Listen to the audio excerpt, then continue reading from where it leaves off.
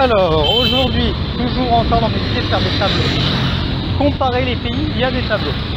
Alors, la géographie, c'est quelque chose de très difficile, surtout aujourd'hui dans un monde complexe où les espaces s'entrechoquent et où les espaces ont une identité multiple et variée. Alors, si tu dois faire un tableau, sur ta ligne, tu dois choisir tes pays. Essaye de choisir des pays. Alors, ça dépend de ce que tu veux montrer.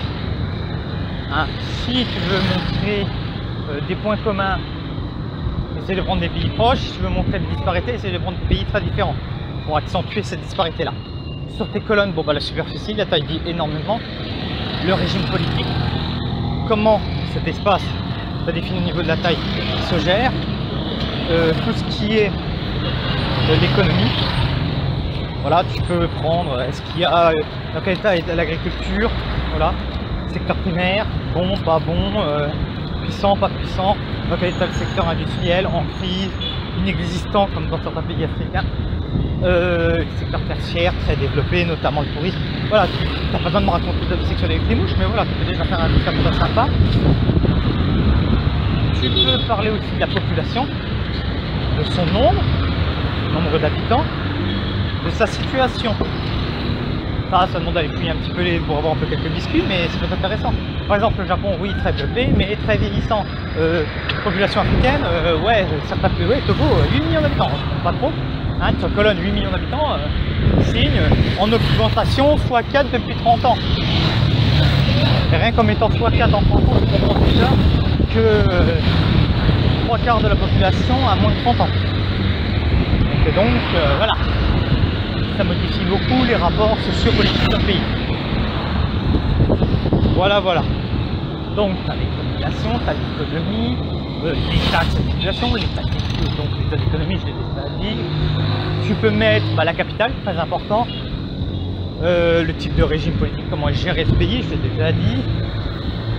Et donc voilà, tu fais tes petits tableaux comme ça. Tu peux faire tes tableaux par continent, tu peux faire par bloc, c'est-à-dire bloc occidental, bloc oriental, bloc arabe, et tu te fais tes petites fiches comme ça, voilà.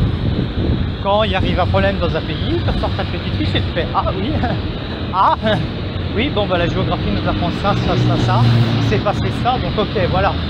Il y a eu une catastrophe naturelle dans un pays, oui, mais bon, c'est une population vieillissante.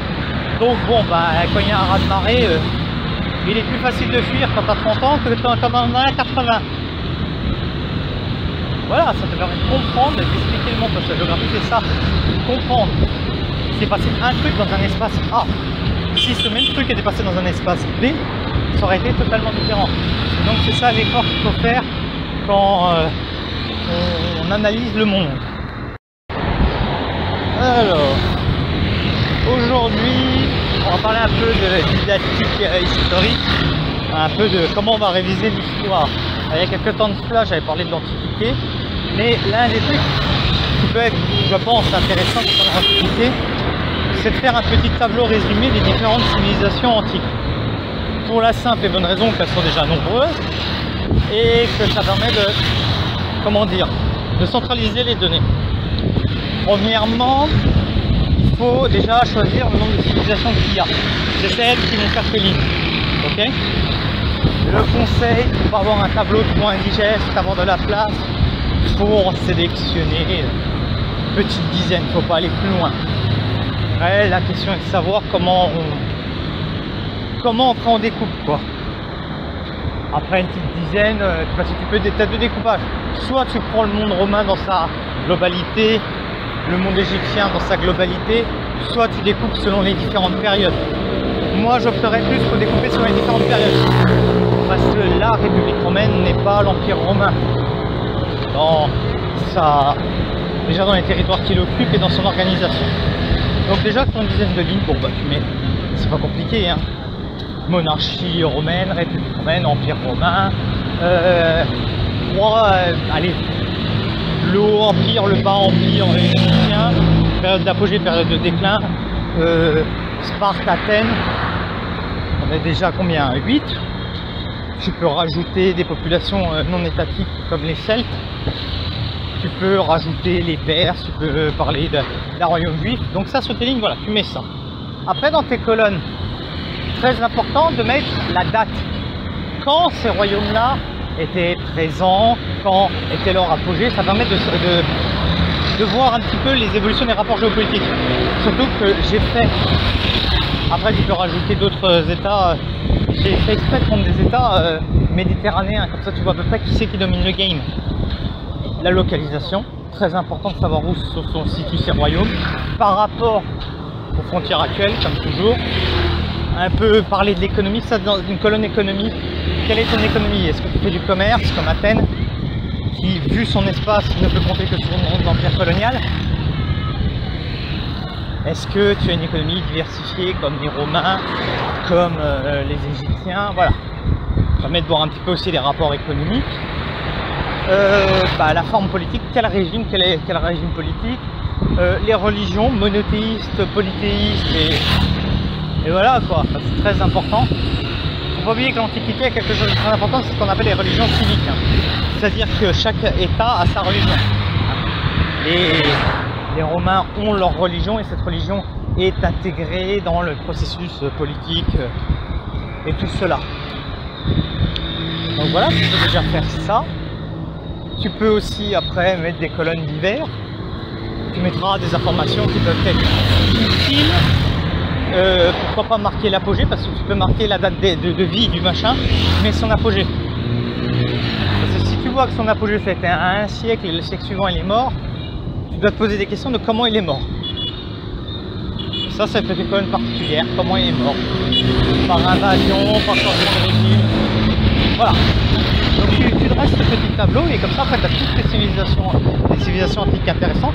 Tu peux faire l'exercice aussi sur plusieurs feuilles pour plusieurs civilisations. Si tu veux faire une feuille pour les civilisations méditerranéennes, une feuille pour les civilisations asiatiques, une feuille pour les civilisations autres. C'est très difficile à part les Olmecs de trouver des traces sur les États précolombiens. Très difficile de trouver des traces sur l'Océanie parce que à cause du climat et de la géographie, on ne garde pas bien les restes historiques, donc c'est très difficile de dire quelque chose. Et puis c'est des civilisations qui ne maîtrisent pas l'écrit, donc c'est très chaud de garder des traces.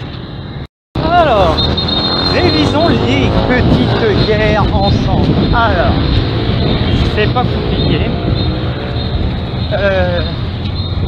Si tu fais un petit travail historique pour réviser les guerres, tu fais un petit tableau. Moi j'aime bien faire des tableaux en histoire.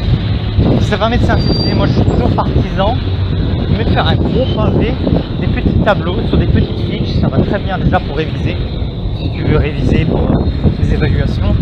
Et puis ça va très bien si tu veux, comment dire, un peu résumer les connaissances que tu as lues. Parce que tu as lu un livre, faire une fiche de lecture. Ça permet de t'approprier les connaissances, de regarder, bon, là, comment je fais, comment je pense, comment... Voilà, ça te permet de t'approprier le truc, de t'approprier la science. Donc, toujours sur tes lignes, les différents conflits. Et dans tes colonnes, tu mets déjà la durée du conflit. Ça explique beaucoup de choses. Tu mets les belligérants, savoir qui se fout sur la gueule, les causes de la guerre. Quelles raisons, quels sont les casus belli? Après, c'est toujours très compliqué. Tu peux toujours, casser ta case en deux trucs. Cause proche, cause lointaine. Cause proche, voilà, par exemple, pour la Première Guerre mondiale, ce serait réellement l'invasion des problèmes en Autriche-Hongrie dans les Balkans qui ont provoqué un emballement des Jeux des Alliances.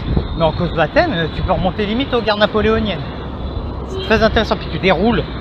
C'est un des plus beaux cours que j'ai eu en université. Un professeur qui disait bon, on va partir de l'attentat de Sarajevo et qui nous est remonté quasiment jusqu'à la Révolution française pour nous démontrer que j'avais un terreau fertile. C'est un des meilleurs profs que j'ai eu de toute ma carrière universitaire. J'ai aussi cause proche, cause lointaine, le règlement du conflit, comment est-ce qu'il est réglé. Voilà. Quelles sont les conséquences de ce conflit? Voilà. Le nombre de morts, très important.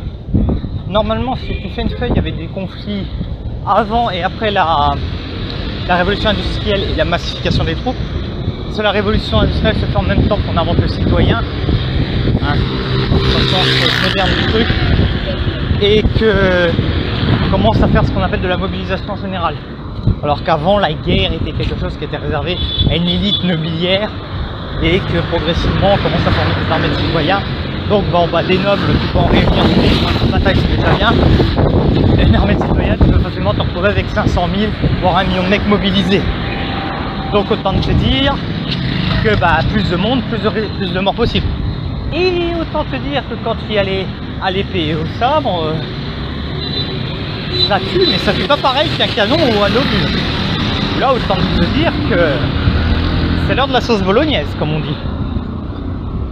Donc voilà, le nombre de morts, et puis après, ça permet de comparer les conflits, ça permet de les mettre dans leur contexte. Et puis de voir un petit peu les tenants et les aboutissants. C'est très intéressant parce que vous voyez, juste avec un petit tableau, vous pouvez voir la massification des troupes, et la massification des morts, l'évolution des causes de la guerre. On parle des petites guerres 16e, 18e siècle, qui sont soit des guerres religieuses, soit des guerres de succession, à des véritables projets idéologiques de deux camps qui s'opposent réellement pour définir qu'est-ce que va être le monde d'un point de vue idéologique. Et tout ça peut être vu rien qu'en faisant ce petit exercice de tableau, sans avoir foncièrement à avoir fait Bac+10 en histoire.